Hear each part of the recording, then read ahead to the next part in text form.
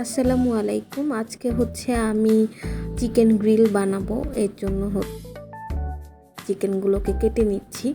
আমি হচ্ছে এখানে ফার্মের মুরগি নিয়েছি 2 পিস, মানে কোয়ার্টার 2টা নিয়েছি লেগ পিসগুলো। তো আমি এগুলো এখন কেটে নিচ্ছি, ধুয়ে নিয়েছি। এখন কাটার পরে হচ্ছে আমি কিছুক্ষণ ম্যারিনেট করে রাখবো লবণ দিয়ে। তারপরে হচ্ছে ওখানে হচ্ছে আমি কিছু মশলা মাখিয়ে কিছুক্ষণ রেখে দিব, তারপরে ওগুলোকে আমি ভাজবো। তো আমি এখন লবণ দিয়ে দিচ্ছি। এই লবণ দিয়ে হচ্ছে আপনারা কিছুক্ষণ এটাকে রেখে দিতে পারবেন, তারপরে হচ্ছে আপনারা ম্যারিনেট করতে পারবেন, অথবা একবারেও লবণ দেওয়া যায়, ম্যারিনেট করা যায়, সমস্যা নেই। এখানে হচ্ছে আমি দই দিয়ে দিচ্ছি 1 কাপের মতো। এখানে আমি চামিচটা দিয়ে দিয়েছি, এটা 1 কাপই হচ্ছে। তো সেক্ষেত্রে হচ্ছে আরও কিছু মশলা এখানে লাগবে। তারপরে হচ্ছে টমেটো সস দিয়ে দিচ্ছি। টমেটো সসটা দিলে আসলে টেস্টটা খুব ভালো আসে। প্রত্যেকটা খাবারে আমি টমেটো সস দিই। তো এখন হচ্ছে আমি কিছুটা ওয়েস্টার সস দিয়ে দিচ্ছি, আর হচ্ছে সয়া সস যদি থাকে তাহলে সয়া সস অবশ্যই দিবেন।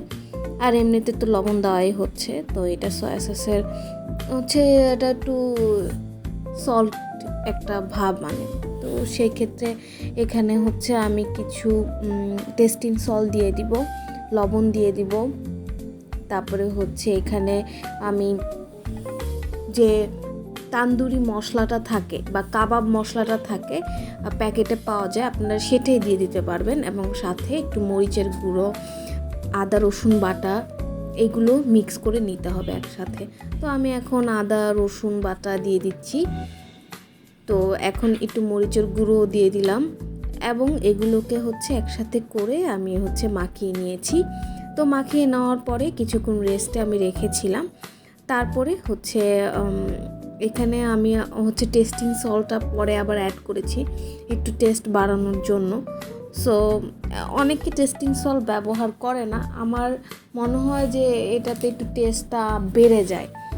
আর এখানে আমি কিছু আপনার দিয়ে নিয়েছিলাম, গোলমরিচের গুঁড়ো। তো আমি হচ্ছে একটা প্যানের মধ্যে হচ্ছে কিছুটা ঘি ব্রাশ করে নিয়েছি, এবং সেখানে হচ্ছে আমি মুরগিটা ভাজতে দিয়ে দিব।